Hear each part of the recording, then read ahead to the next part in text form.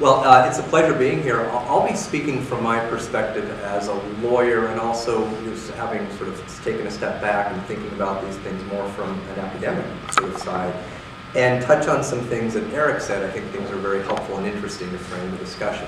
And one of the problems with this discussion is, boy, you can approach it from a number of different and kind of interesting angles. The sort of differential treatment that men who kill their children receive in the hands of sort of judges and juries versus women, and the reasons why. And I'd like to sort of begin there. It's accepted, and I think that the statistics bear out the fact that women are treated more leniently in the legal justice system in situations in which they're accused of, and indeed maybe admit to, killing their children. And that may seem sort of shocking, and yet there's some actual good reasons why. Good, and by that I mean sort of very traditional reasons why. Primarily the motives that these women might have in killing their children, and the means by which they commit these acts are frankly somewhat mitigated. They're less serious than, on average, in the main, the similar type of crime when a man is accused of killing his children. And that just would, whether it's in this context or others, that would mean the defendant would benefit from that. By motive, we're talking about expressed, perhaps a victim, a long-term victim of abuse, who kills her children because she doesn't want them to suffer further, etc. Things that are still criminal acts, but are less blameworthy in some fundamental sense than a man who kills because he's upset that his spouse is about to leave with his children, and he kills his children. Obviously, a crime that has we would think he would receive no leniency in the sentencing phase.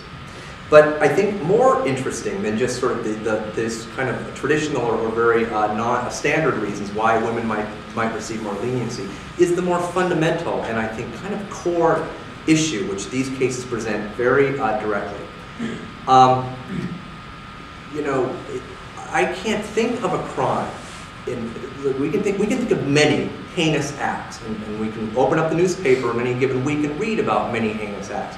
But I can't think of a crime in which the act is uniformly held to be absolutely horrible, the act of killing your child. And yet, our reaction when we hear a woman was accused of killing her child, maybe, our gut reaction may be, wow, she must be crazy. And I use that in the sort of the air quote sense, not in a legal sense crazy, but that's just not consistent with our sense of what the world is. Mothers do not rationally exercise a choice to lash out and harm their own children. It just doesn't happen. And when we're confronted with an actual case where it does happen, and there are factors in mitigation, and I want to distinguish the case of, for example, the case of Eric prosecuted, where, or the cases of torture or physical abuse or abuse that looks to be not the sort of act of desperation from someone who is overwhelmed in the moment, but an act of violence, out of greed, out of jealousy, whatever. If you take what I think from Professor Harris's materials indicate would be the more common case of women accused of killing their children, you have these sympathetic factors.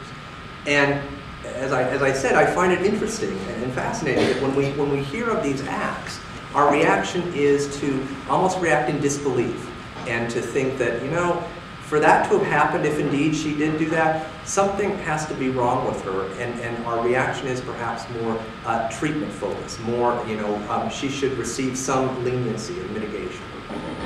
That's not our reaction, I think, when we hear men who've been accused of killing their children.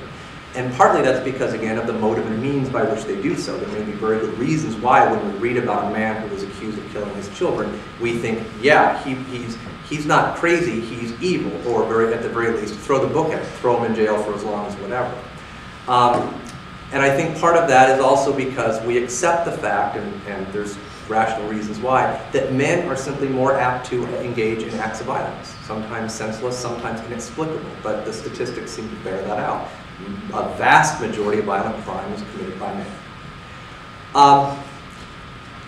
That's, I think, you know, we're just not prepared, I think, or we're not as easily prepared to call a mother who kills her child evil. We're more apt to call her, as I indicated in sort of quotes, something's wrong upstairs, something's wrong, but not the sort of, we need to throw the book at her forever.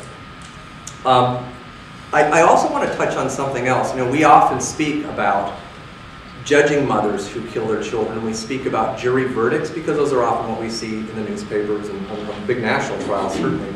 And we speak about convincing judges. But I'm here to tell you that to a degree that you do not understand until you practice criminal law in 2011, the person you need to convince, most of all, that your client is a good mother who deserves a break is the person sitting next to me.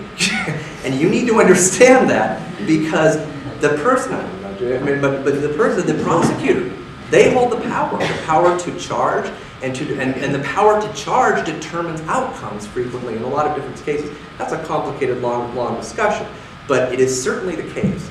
If you have a woman who killed her children, not in the circumstance of a torture situation, but one in which a young mother, maybe herself abused in the past, overwhelmed, acted out, drowned her child, called the police distraught, etc. Your goal as a lawyer is not to be thinking, what can I tell the jury? But your goal is to be, what can I give to this prosecutor over the course of many, many weeks of discussion that will help all of us maybe reach some agreement that this is what the case should plea out to, for example.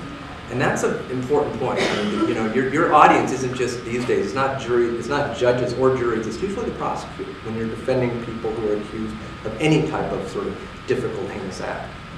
I mean, Eric, I think, is absolutely accurate and appropriate in saying when he gets a case, his primary focus is, he says mens rea. That's definitely a critical side to it, the legal side. You know, what can we charge this individual appropriately? But also, he said, and this is also true, what was going on in the defendant's mind when she acted?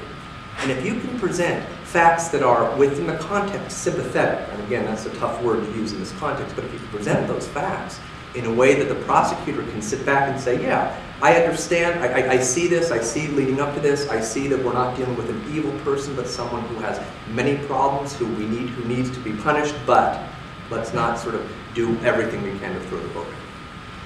I'm going to make one final point, and then I'll turn it over to Dr. Mann, and that is probably the most important consideration. And again, piggybacking on a bit what Eric said, you know, really these cases are not. I mean, they're all too common when you think of the aggregate numbers, but they aren't common in the sense that you don't read about them every single week in every jurisdiction.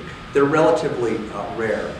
The criminal law, it's really, you know, in some areas of human behavior, the criminal law is good at influencing behavior, at protecting certain victims, certain groups. I don't think in this area of the law that criminal law does a lot to protect children. It's all after the fact. What it can do is express outrage, and it can express a strong message that some conduct won't be tolerated. But let's be clear, the types of crimes that we're dealing with here frequently seem almost undeterrable in the manner in which they're committed. And so it seems that in terms of protecting children, at least as useful a focus would be on the front end in terms of identifying those individuals through protective services or whoever who are truly overwhelmed and may be at risk of lashing out.